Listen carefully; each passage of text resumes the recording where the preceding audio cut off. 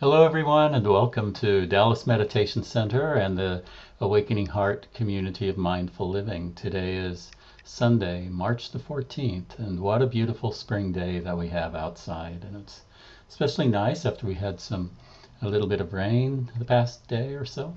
And so it feels kind of nice and fresh, well, like spring. So, um, I hope you've had a good week, and I look forward to meditating with you tonight. For those of you who are joining us for the first time, either you found us live here on YouTube, or if you found us later in the week or some other time just searching, welcome to you as well. Our practice is easy to follow along, and so we welcome you to just relax and meditate together with us. Our practice tonight will be our practice tonight will be our guided meditation and a talk. And then following that, for those who would like to join us, we will have sharing and question and answer on Zoom. And I will post that Zoom link into the chat window here on YouTube later. And if you are on YouTube, I invite you to check in the chat window, and a little bit later I will read those. But for now, just sit back and find that comfortable position. And then, if you know it, you can join Lisa with the opening affirmation.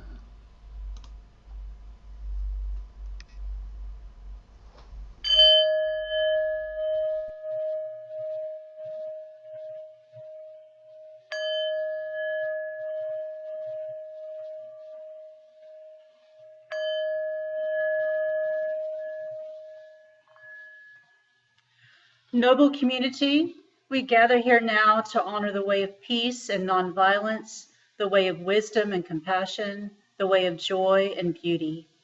In solidarity with one another, with all humanity, and with all life on earth.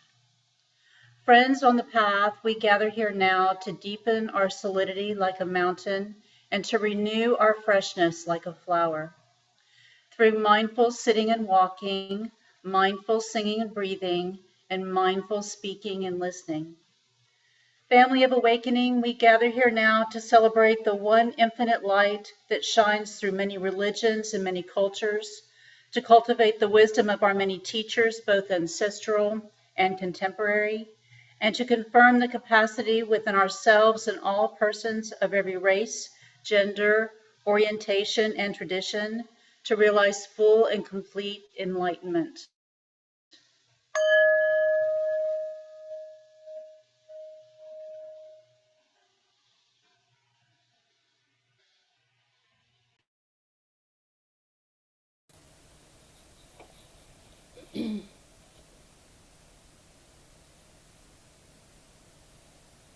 Hello, everyone. Thank you so much for being here. I'm happy to know that we have people watching, that you're joining us this evening, and welcoming daylight saving time. Not my most favorite thing, but yeah, here we are. At least it will be light by the time we finish, and maybe you could even go for a walk since it's such a beautiful day. So, in order for us to get ready for meditation, I would like to share with you the contemplation before sitting. This contemplation, I read, or somebody reads it every Sunday. But I think because we read something every Sunday, we can just get kind of so used to it that we don't listen to what the words are really saying. And I encourage you to really listen this time, because this contemplation, which was written by Thich Nhat Hanh, contains many of the things that we not only talk about, but many of the things that we aspire to do, a way of being that we aspire to. So please enjoy the contemplation before sitting.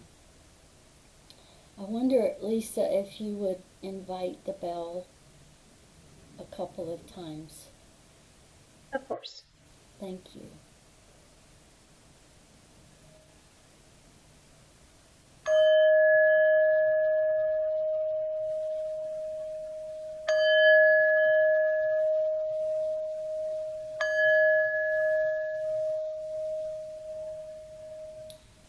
contemplation before sitting.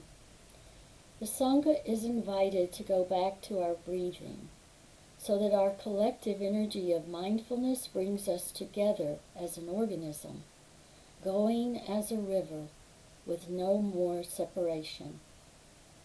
Let the whole Sangha breathe as one body, generate peace as one body, be free as one body. Let us transcend the boundaries of a delusive self, liberating ourselves from the superiority complex, the inferiority complex, and the equality complex. We are aware that the happiness and suffering of all people is also our own happiness and suffering. We see ourselves in all people and all people in ourselves. We are one with those caught in situations of oppression. We are one with the wise. We are also one with the oppressors. We are one with the wise and good people who are present everywhere in this world. We are one with those who are able to embrace the whole of this world with their heart of love and their two arms of caring action. We are a people with enough peace, joy, and freedom to be able to offer fearlessness and the joy of life to living beings around us. We see that we are not alone. The love and the joy of great beings who are present in this world are supporting us, not allowing us to drown in despair, and showing us the way of understanding, compassion, and right action.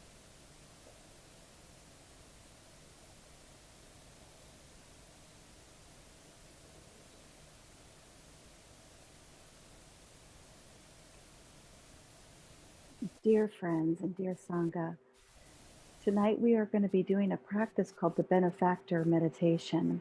It seemed apropos because of our talk later to do this. So before we get into this guided meditation, let's set ourselves up for it. Thank you so much for that introduction, Bobby, and the reminder to really listen and let those words settle into us as we hear them from week to week, to really be able to embrace them in our own daily lives. And so most of you know how to bring yourself to a meditation posture, but for anybody who doesn't, we want to always begin with the ground. And so feel free, if you would like to do a laying down meditation tonight, you are free to do that, laying on your back with your just in a comfortable way with your arms by your side. Or if you're sitting, you want to begin with your feet. Always have your feet in contact with the ground in some way. So if you're in a chair, the bottoms of your feet will be touching the earth. If you are in a stool, you might have the tops of your feet and your shins as the base with your seat. And if you're cross-legged, again, your shins, your feet, your shins, and your seat that touches the cushion. So getting that settled and feeling the gravity of your body in that area.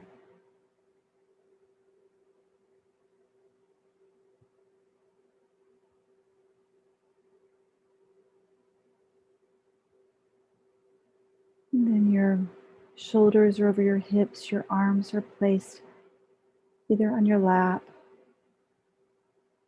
on your legs, so palms can be down or up depending on what kind of mood you are in. Or you can be holding one palm inside of the other with your thumbs touching. Your back is straight, but not too stiff. The crown of your head is lifting up, chin slightly tucked. Just taking a few breaths just to settle into this position of coming home to yourself in this time, this next 20 minutes.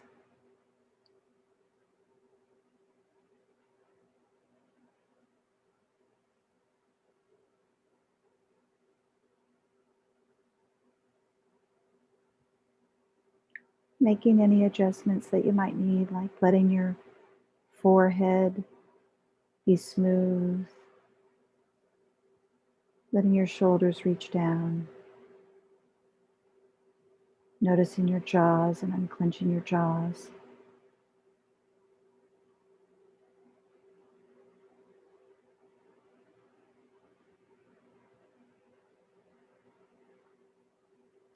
So the benefactor practice is a traditional Buddhist practice. And tonight we're going to be working with an adaptation that was done by Lama John Makaransky.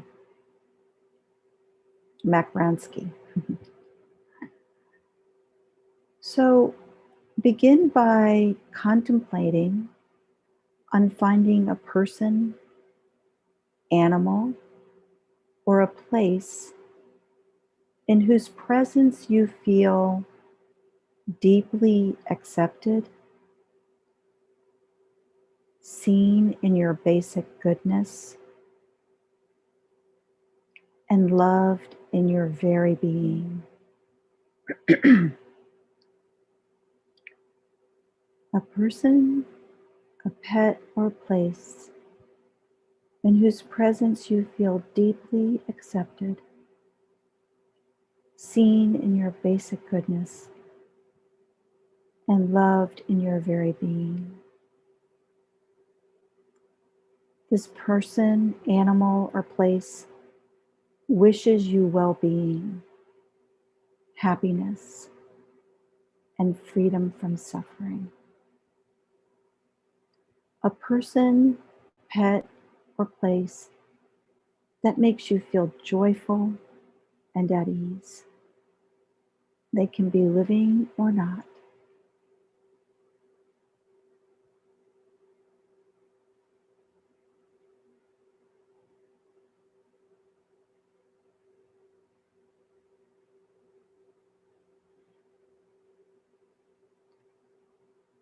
If it's a person, they naturally warm your heart and comfort you.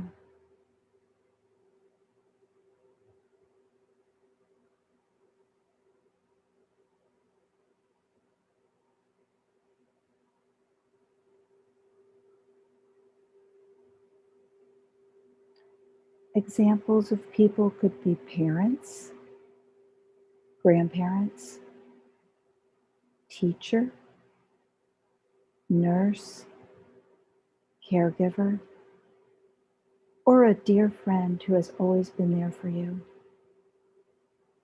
This person does not have to be perfect.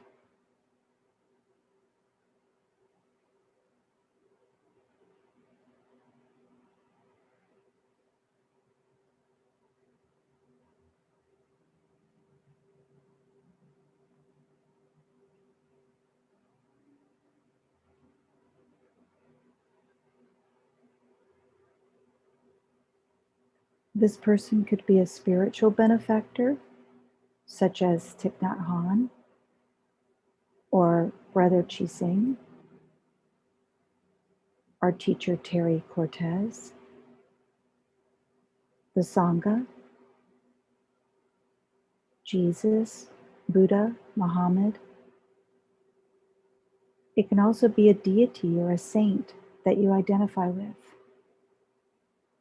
Whomever it is, you feel their love and deep confidence in you.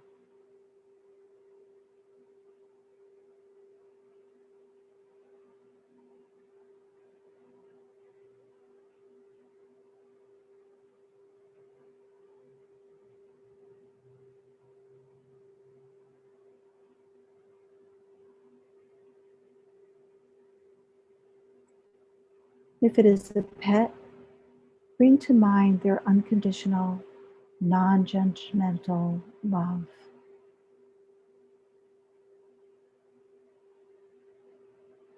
If it's a place, nature can hold us, embrace us, inspire us, and allow us to be at ease.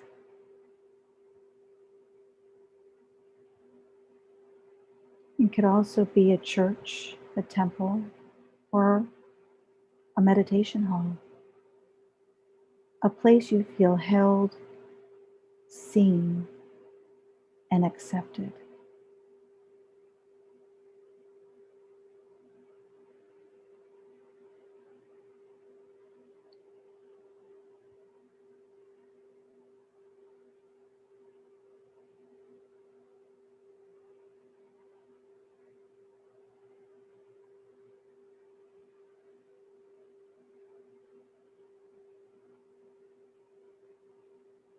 Let whomever or whatever show up for you.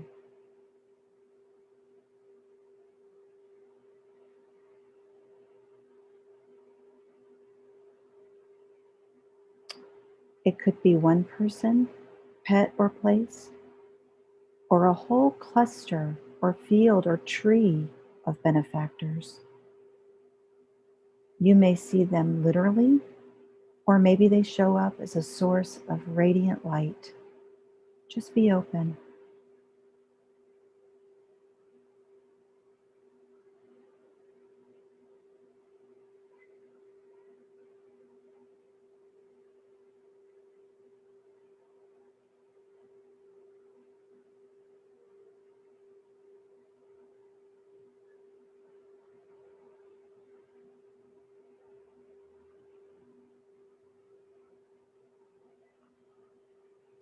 Imagine the benefactor before you, not as a memory, but as if present with you.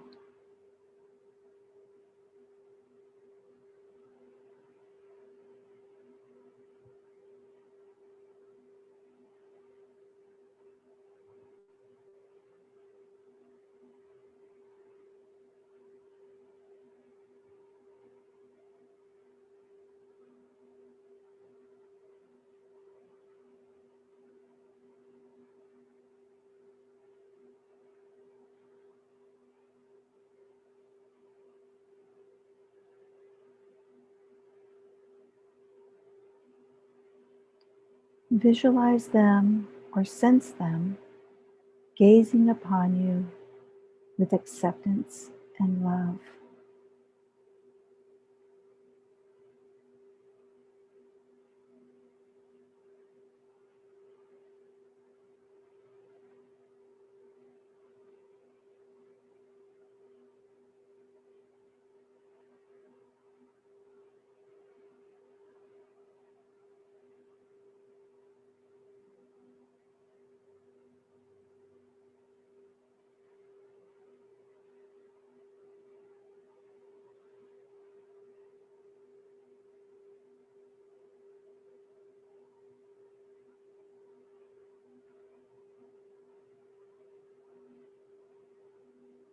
They see your deepest goodness and true potential.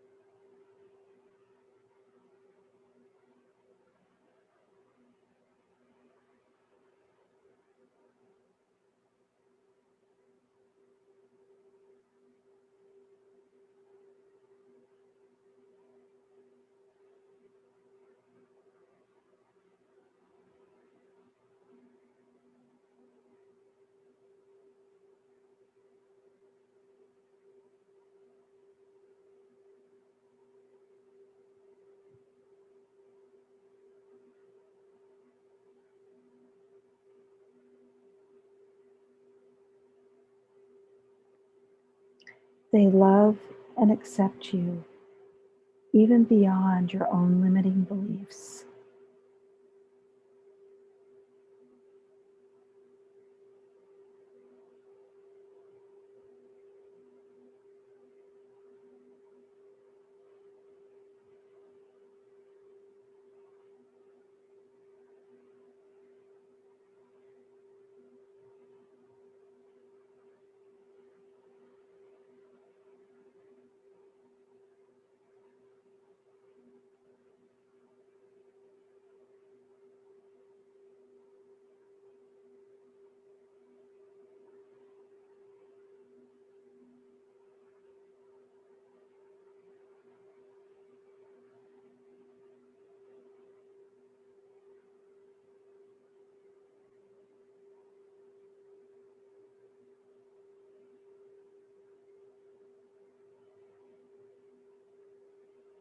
Receive their love.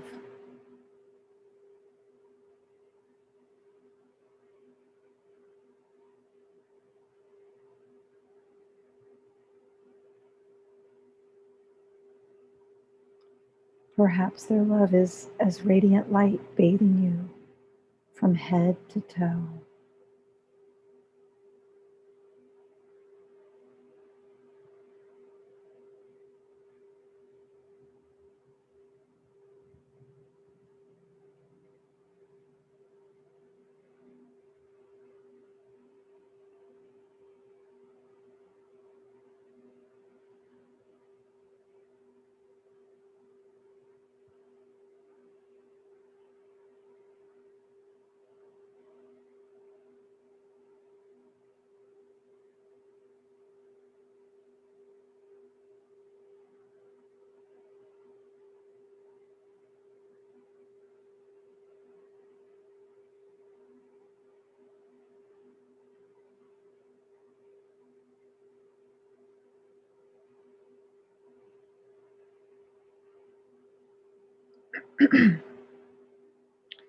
Let this radiance soothe and embrace and relax any physical, mental, or emotional tension.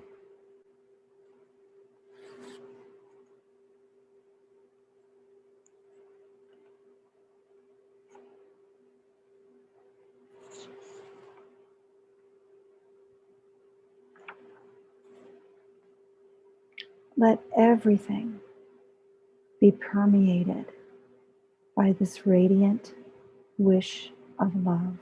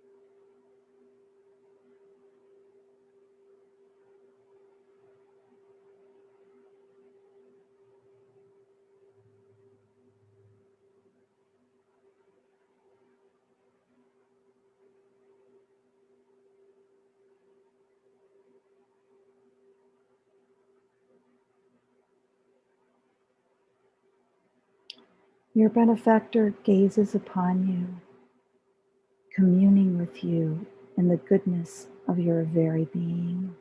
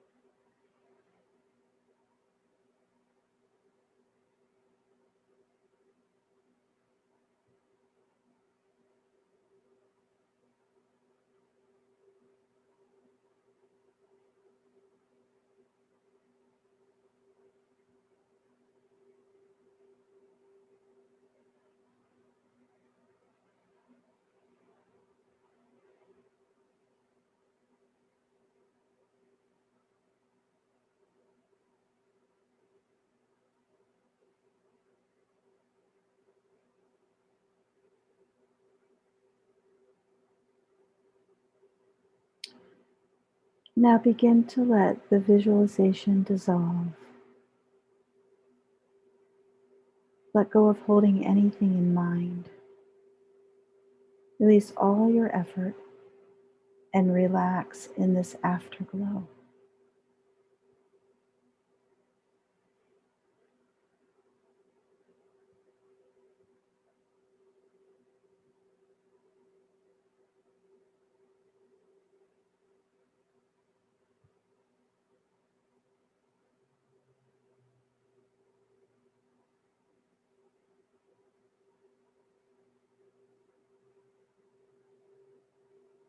Just breathing now, letting go of all effort, being with this radiant glow.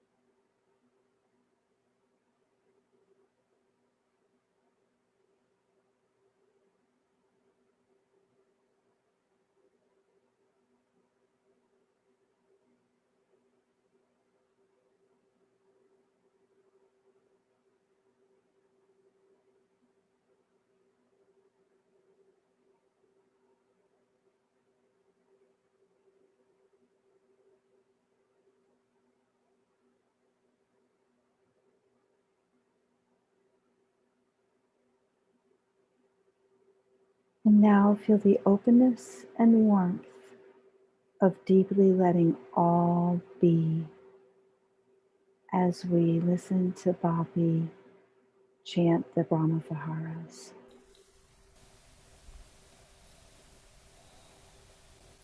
May all beings be happy.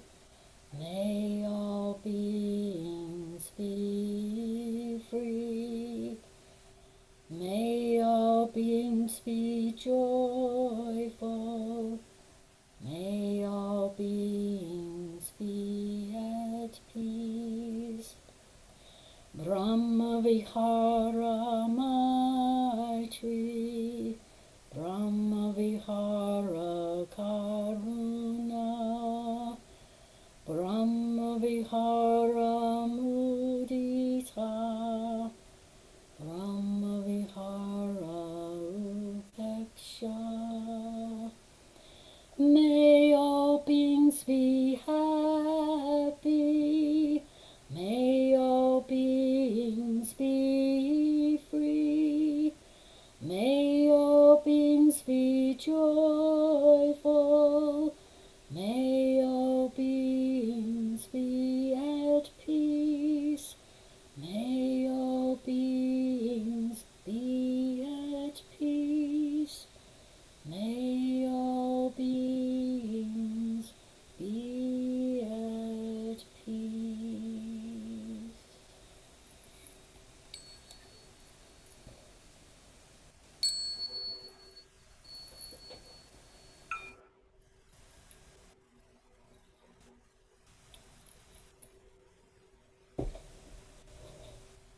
Thank you, Jennifer, for that lovely benefactor meditation. Loving kindness meditation is like medication and really feeds my soul. It's one of my favorite things. So now we will do the refuge chant to the three jewels, the Buddha, the Dharma, and the Sangha. The Buddha, which is the Buddha nature in all of us to support us on our path to be free from suffering.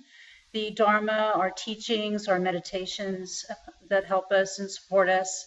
And of course, the Sangha, the community, everyone here tonight, everyone who might listen to this Sangha later in the future. So if you know the words, please join me.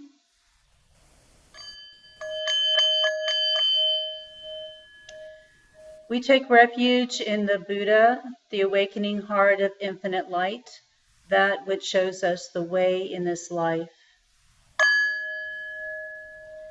We take refuge in the Dharma, the awakening path of infinite light, the way of understanding and of love. We take refuge in the Sangha, the awakening community of infinite light, those who live in harmony and awareness.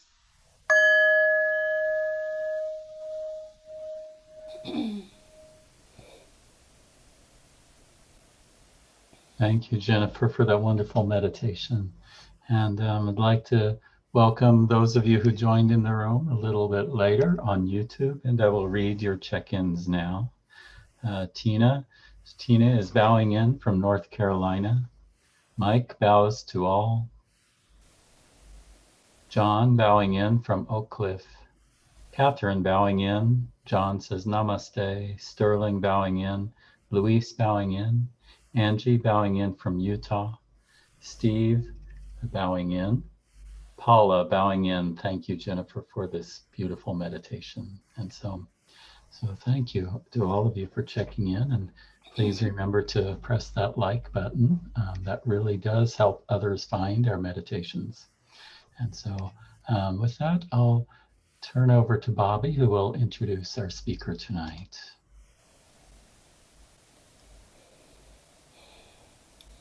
Wow, that was a really wonderful meditation. And for me, much needed. So thank you, Jennifer. So I'm very happy to say that our speaker tonight is a friend of DMC for a long time. We haven't seen him nearly enough lately.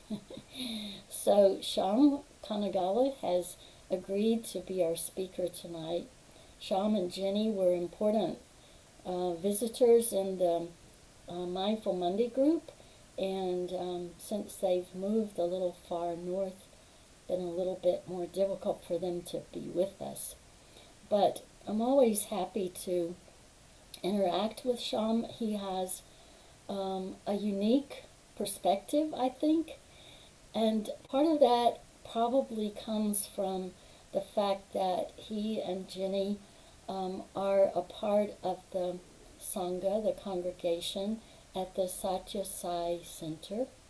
And so they know and revere Satya Sai Baba, who has many, many attributes and teachings that are very, very familiar to us in Buddhism. So I'm just really happy that you're here, Sham, and thank you for agreeing to be our speaker tonight. I would like to offer my most humble, loving, prayerful salutations to the Buddha, to revered Thich Nhat Hanh, Brother Chi Singh, Brother Cornell, Bobby, and to all the members of this beautiful Sangha. For Jenny and me, this has been a very beautiful homecoming, if I may say so, to join you back again today. We have been on and off lately, but it's maybe because of the rush of things or scheduling or whatever. Anyway, that's my story and I'm sticking to it. Okay. So, but we were blessed to come in contact with you all, with this Sangha, beautiful Sangha, back in 2012. And when we used to meet by the facility near the Floyd Road in Richardson. And then it moved for a bit to the Center for Spiritual Living. And then before it finally settled near the Arapaho facility, which is their current one, I believe. So I've not been there in a while because of, thanks to COVID. So, but the most distinguishing feature of all of this has been the ease that we feel in the company. It has not been anything short of being with family. in a sense that we talk of, I think Bobby was mentioning that this theme this year or has been about revolving around friendship. Well, I think to me personally, and I'm sure to all of you as well, friendship really is about being comfortable. That's the first quality of having a friend, is you are comfortable around this person in their presence. And that's what the Sangha offered us, that unconditional love, a non-judgmental love, a welcoming smile, an acceptance of who we are as we are. We didn't have to be perfect to win the friendship of Connell or Bobby or Brother Cheesing earlier, or Neil or Pat, or many of the others whom we have had the pleasure of meeting from time to time. Cheryl, if I may mention her name as well. So we are all here for a particular reason. There is something, of course, we may say that we want to renew our practice and we want to, feel connected. But there's something, because life in the world, when we go about it for our own day-to-day purposes, whatever it is, has a certain cadence to it, a certain flow to it, which may not always align with the flow that we want within our being. And the Sangha offers us that opportunity to align with our being. You can think of it as an oasis in a desert. You're feeling thirsty, you want to slake your thirst. The Sangha is a great place to have that happen to you. And then you get refreshed, and then you can take on the world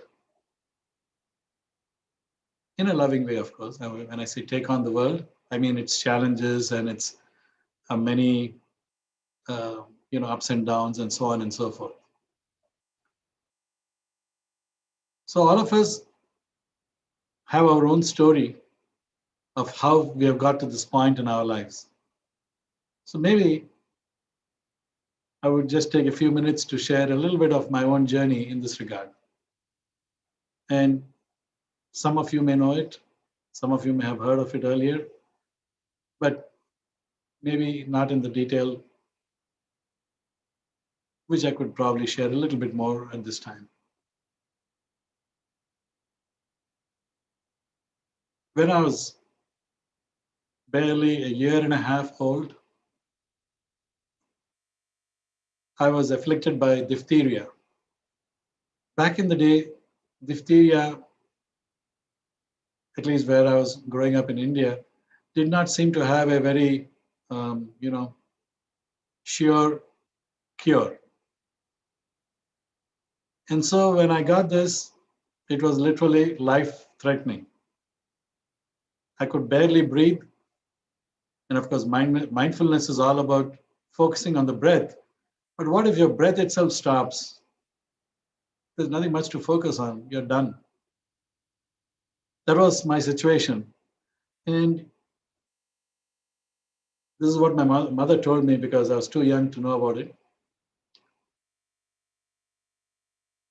They had to perform a tracheotomy, inserting a tube at the base of my throat. I still carry a scar from that operation or procedure to allow me to breathe. There were no medicines that would help in any way. And so I was pretty much, given up by the medical team over there. Fortunately, in the last minute, apparently some medicine came along, and they had to give me a lot of injections on that, and shots, as they call it now. And over a period of time, I was able to recover. But prior to that, what was really interesting was my father we lived on a military base. My father was in the Indian Navy, and we lived on a base. And we had, the military fraternity as our family.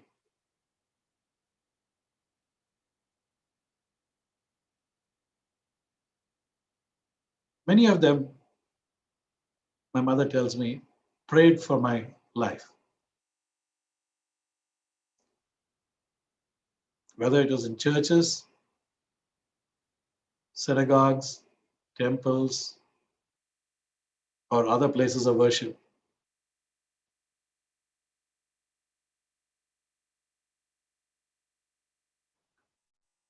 Well, I'm here now, so obviously their prayers worked. More importantly, that solidarity, that support was what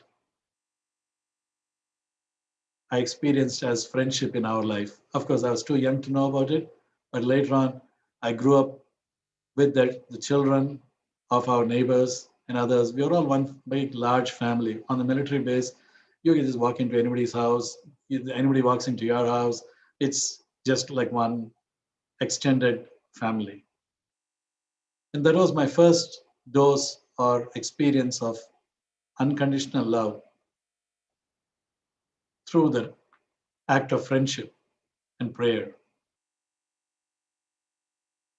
In fact, what happened was when I kind of recovered from this, we are four siblings.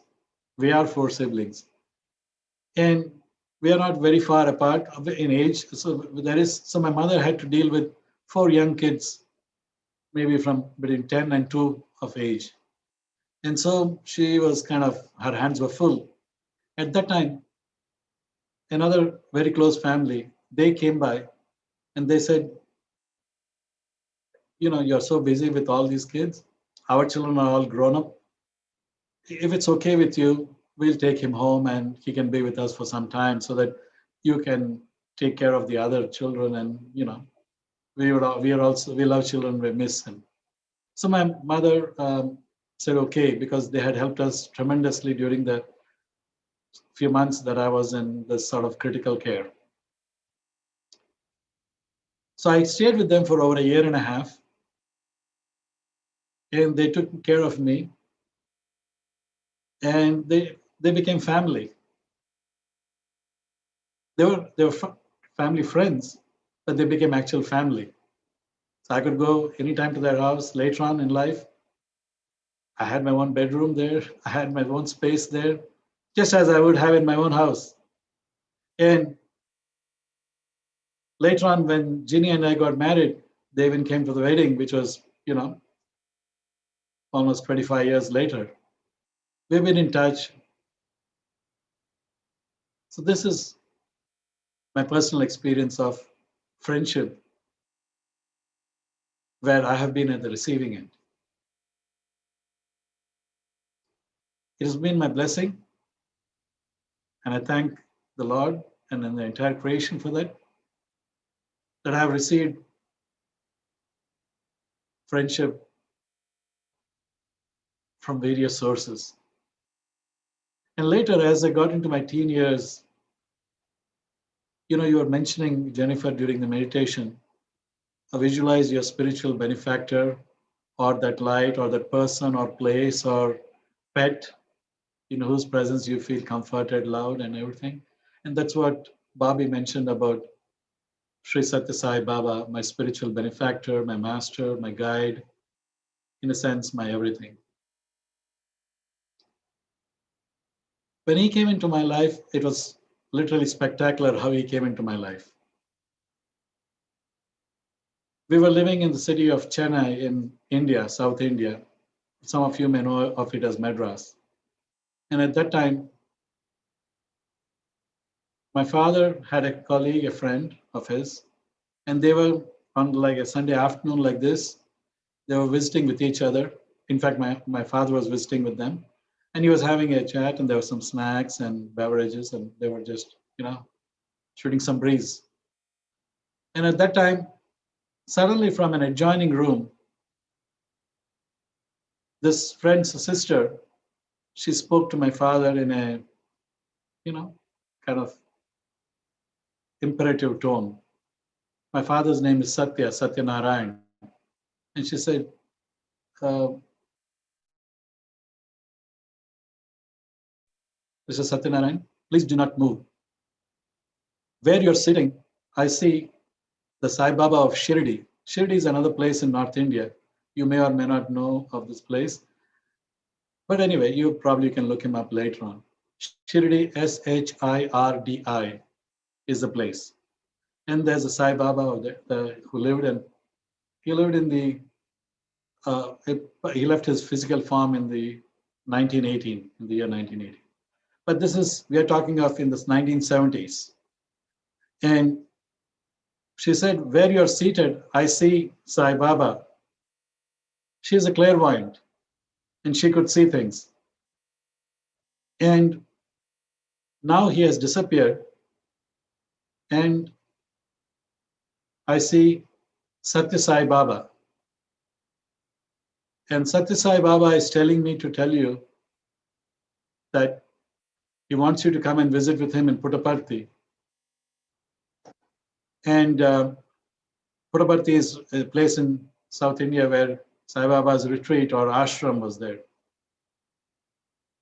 And your life will never be the same again. And then both the Sai Babas merged, and then there was just a pillar of light. You know, the Amitabha that you talk of, that we mentioned, infinite light. In fact, the infinite light is a source from which everything else has come. Or you may call it also, it's one of its attributes, the light.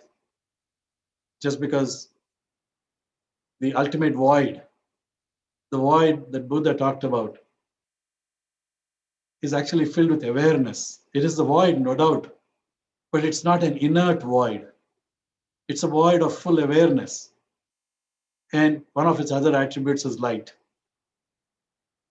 And that's why, so the two merged in that light, and then they disappeared. So as a family, the very next day, we traveled to Puttaparthi. We saw Sai Baba. And he didn't speak to us. He would see us from a distance. But then, from then on, our life has never been the same again. Because, like you mentioned, that the Buddha presence entered our life. And that is what the Sangha offers you. That loving presence. That guiding presence. That is a sure guide along your spiritual path. So Sai Baba, when I was in my teen years, he told me, be careful of the company you keep. Some of your friends, they may mean well, but they do not know enough and they'll take you along the wrong path. So be wary of such friendships. Probably he knew that at that age, the mind is very impressionable. He was not critical of them or their path, but if you're looking for the light, if you're looking for that promised land, if you're looking for that space within yourself where you can be,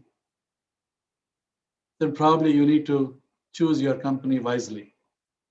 That is why, if you see the three assertions, like, we say, Buddham Sharanam Gacchami, which is the English version which you read, Dhammam Sharanam Gacchami, Sangham Sharanam Gacchami. The third one, the Sangha, is where you have the safe space to grow. You have like-minded beings who are following the Buddha. Buddham Sharanam, you take refuge in the Buddha. And what is that Buddha? It's the Buddhi, or the intellect. It comes from, we call it the enlightened one. So what is it that is to be enlightened? It's our own intellect. But before we get to that point, we need a good Sangha. It's almost like a protective fencing around a small plant which is growing, so that other rabbits and others don't come and eat it up. That is the effect of this wonderful friendship. And that was the friend or the benefactor that I was privileged to have, and I'm privileged to have even today. In fact, in the year 1965, when I was just about 5 years old, my life was saved when we were in a war zone. Again, we were in the military base, and there was a war. And that night would have been a fateful night. But luckily, the plane that came to bomb us met with a crash in a field because he was so confident of his prowess and that there would be no retaliation that he flew so low and slammed into some power lines, and the plane perished. Of course, we'll continue to live. This friendship, if you are seeking the light, will be given to you.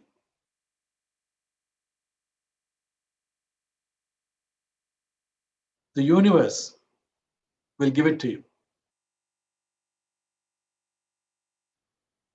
The universe is looking to help every being who is seeking the light. In fact, some of those, if you want, I don't know if you have this copy of this book, 108 Reflections. If you don't, I would humbly suggest check it out with Bobby or Connell, and you should get your copy.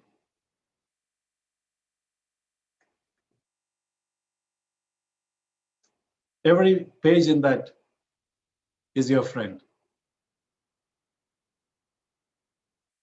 It's a friend away from your other friends. When you're all alone, when you don't, you're not able to connect with others for whatever reason, the teachings of the Buddha, of Thich Nhat Hanh, Brother Chi Singh, as encapsulated in some of this, and this is just one of these, there are many others. These are the ones that will illumine your intellect. In fact, I do not know whether you know this. There is a prayer in the East known as the Gayatri prayer, Gayatri mantra. I don't know if you have heard of this. It says, Om Bhur Bhuvassuvaha Tat Savitur Varenyam Bhargo Devasya Dhimahi Dhiyo Yona Prachodaya. It is a prayer to the effulgence or the light that illumines the three worlds, the Bhu, the earth, the heavens, and the beyond. It is that light, it is a prayer to that light to illumine the intellect so that we may awaken to our own truth. We can awaken our own Buddha nature. It's a universal prayer. And so, along with these friends that we have in the outer world, who are very necessary, like I mentioned, they prayed for my life.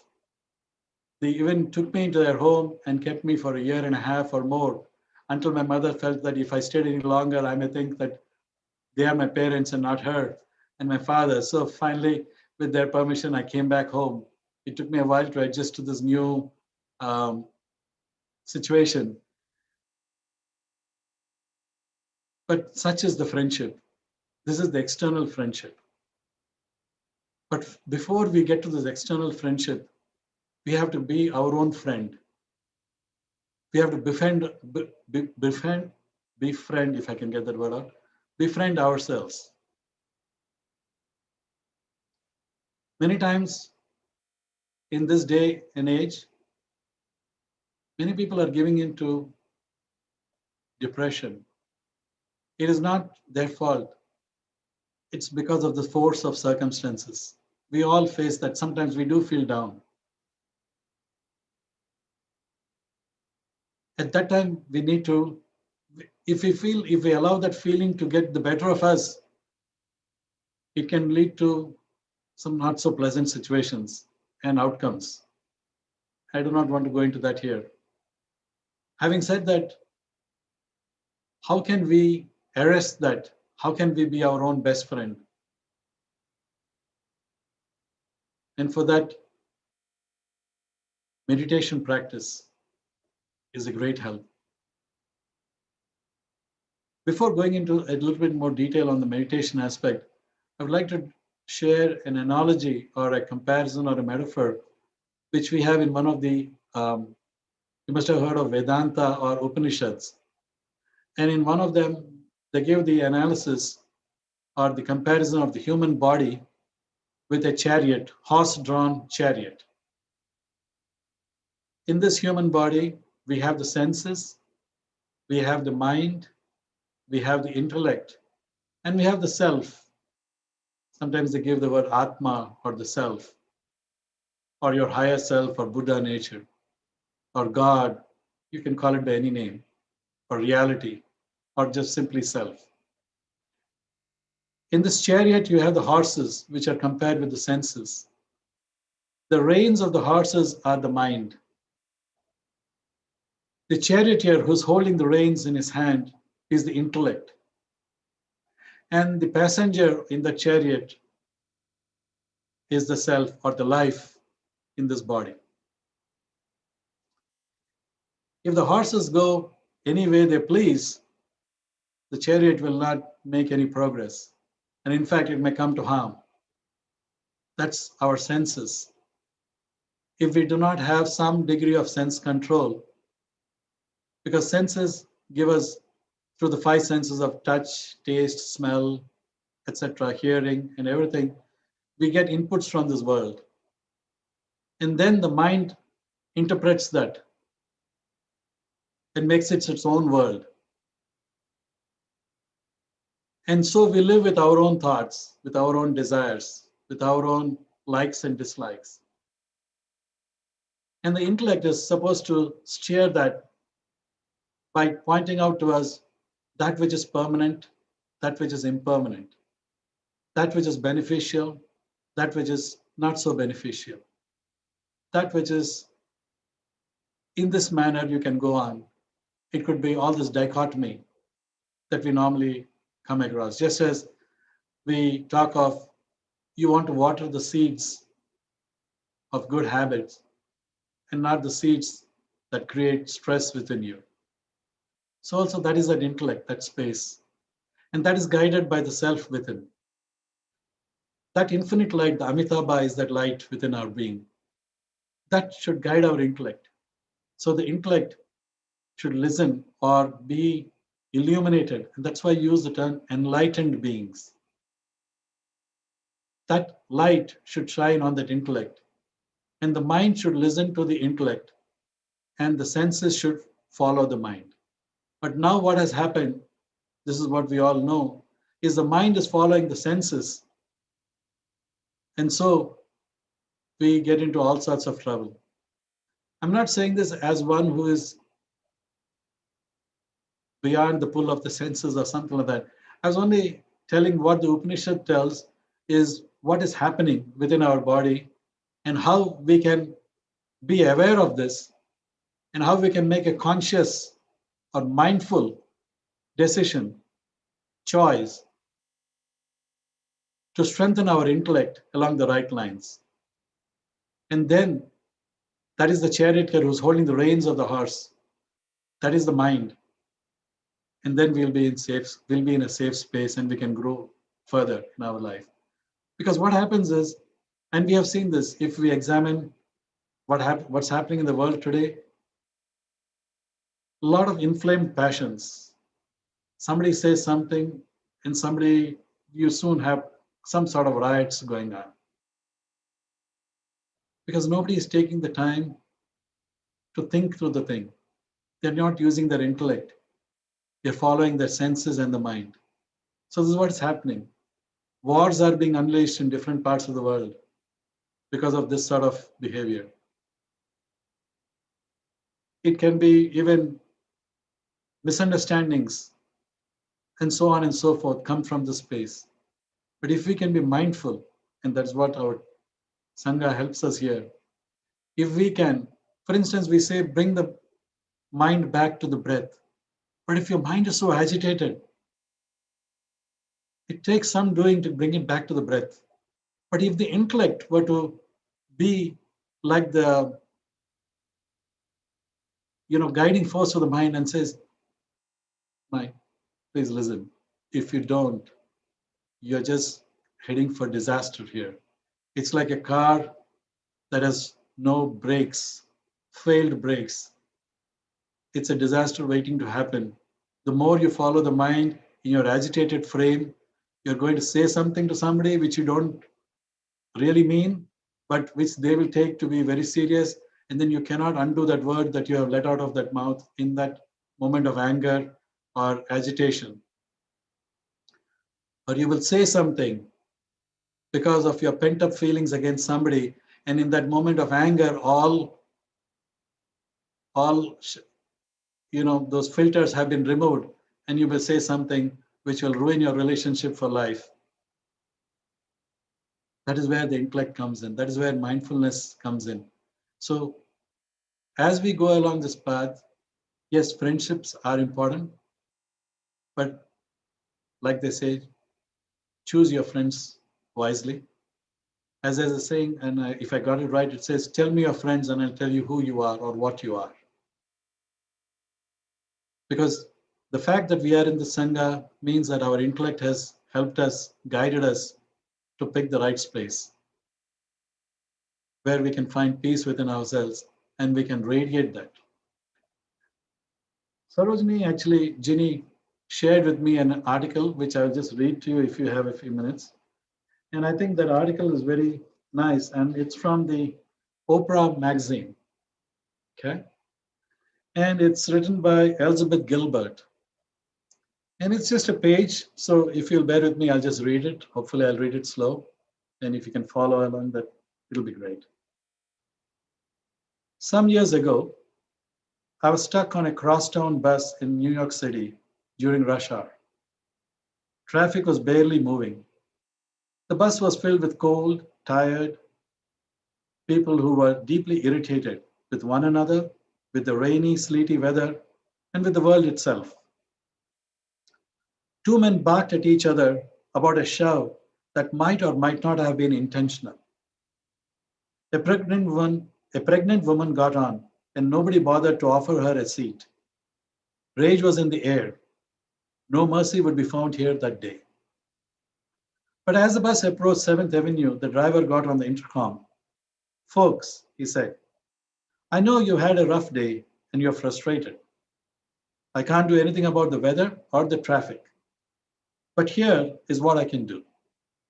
As each one of you gets off the bus, I will reach out my hand to you. As you walk by, drop your troubles into the palm of my hand. Okay? Don't take your problems home with you to your families tonight. Just leave them with me. My route goes right by the Hudson River, and when I drive by there later, I'll open the window and throw all of your troubles into the water. Sound good? It was as if a spell had lifted. Everyone burst out laughing. Faces gleamed with surprised delight. People who had been pretending for the past hour not to notice each other's existence were suddenly grinning at each other like, is this guy serious? Oh, he was serious. At the next stop, just as he promised, the driver reached out his hand, palm facing up, and waited. One by one, all the exiting commuters placed their hand just above his and mimed the gesture of dropping something into his palm.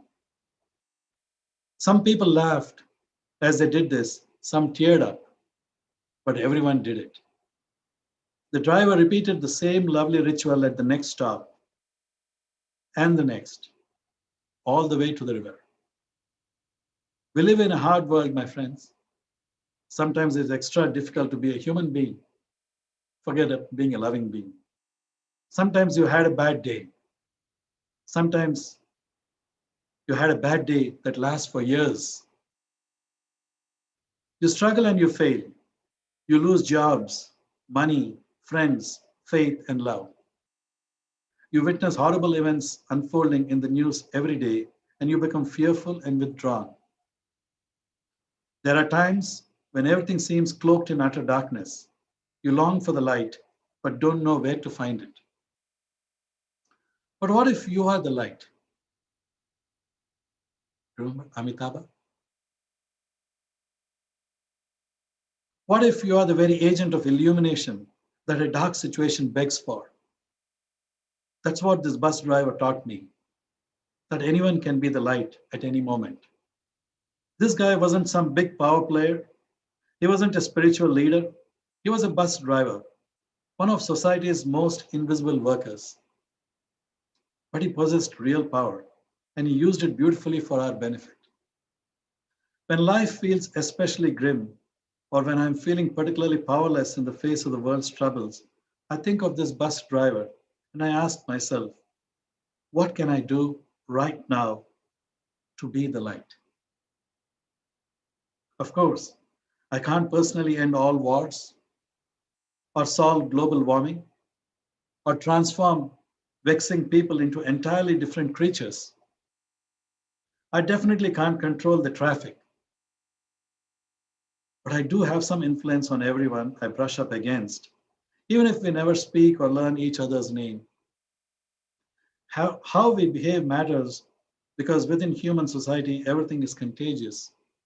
Sadness and anger? Yes, but also patience and generosity, which then means that we all have more influence than we actually realize. No matter who you are or where you are, or how mundane or tough your situation may seem, I believe you can illuminate your world. In fact, I believe this is the only way the world will ever be illuminated. One simple, bright act of grace at a time, all the way to the river.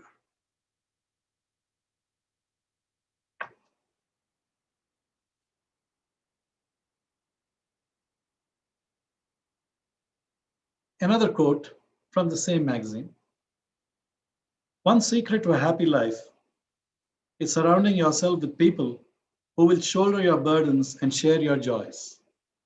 Whether they are the colleagues who make work fun, the friends who listen to your stories, or the Zumba pals who play backup dancers to your inner Beyonce.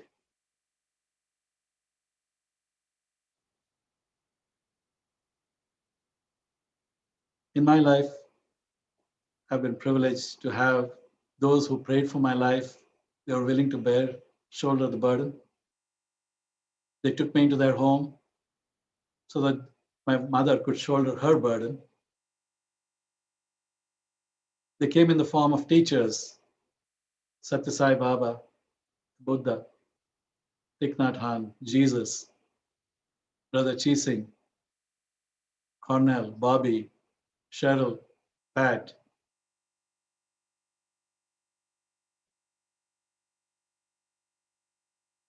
Neil, Sakshi, Gaurav, and all of you today on this call. This is so that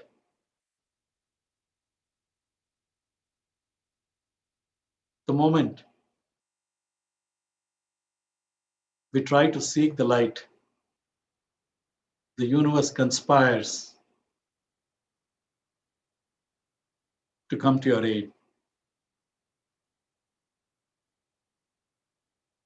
It helps for lighting up that light within yourself so that it may shine brighter, so that it may spread its illumination to all around you, so that just as you have been uplifted by the presence of light shared by your friends in your life, your light can be the friend in another's life. At this point, I would request Ginny if she can just sing the little song, This Little Light of Mine. I think we all know this. Just a few lines of it.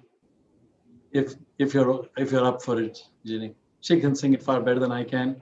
So I will request her to help me out here. This little light of mine, I'm gonna let it shine. This little light of mine, I'm gonna let it shine. This little light of mine, I'm gonna let it shine. Let it shine, let it shine, let it shine. Let it shine, let it shine, let it shine.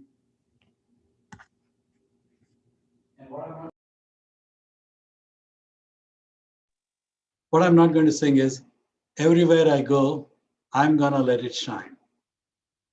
Because you're going to be, each one of us is that walking Buddha, that Bodhisattva. And when I first came to the Sangha, one of the first things that struck me and which really knocked me off my socks, or knocked the socks off my feet, or whatever it was, something, and I'll paraphrase it, I think Bobby or Cornell can correct it. And that is, I'm willing to come back forever and ever, until what is it, eternity, until the last life is saved on this planet or something like that. Bobby, can you please help me with the actual word there? I kind of really butchered that. Sorry.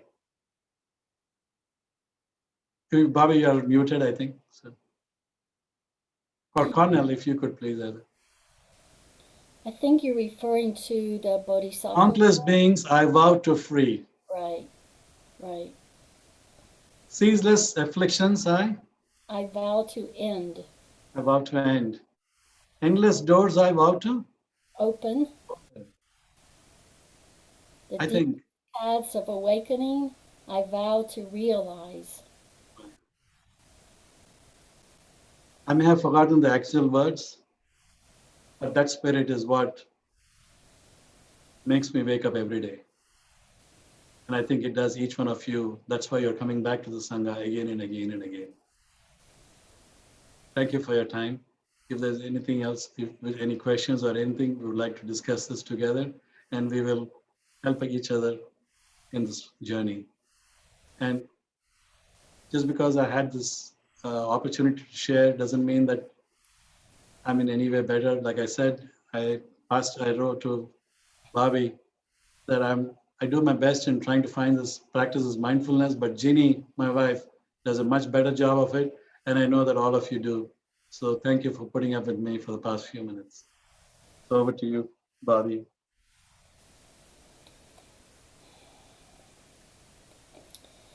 Oh, thank you so much. So many things in your talk that I really loved and resonate with.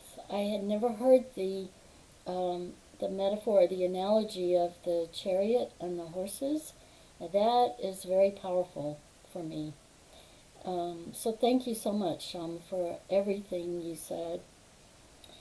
There is an opportunity for you, for all of you who are watching, to be with us on Zoom and to ask questions or comment, say anything that you'd like to say about the talk or something that really resonated with you, really stuck with you, and so the next thing to do is to look in the chat box, see the link to Zoom, and then head over there, and we will meet you there.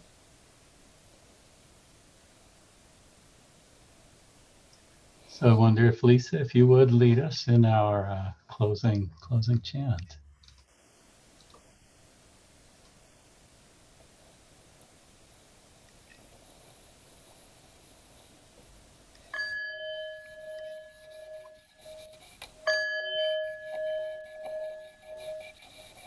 Countless beings we vow to free, ceaseless afflictions we vow to end, limitless truth doors we vow to open, the deepest paths of awakening we vow to realize. Amitabha. So thank you everyone for joining us on YouTube. If you're on Zoom already, stay there. Those of you on YouTube, we will see you shortly on Zoom.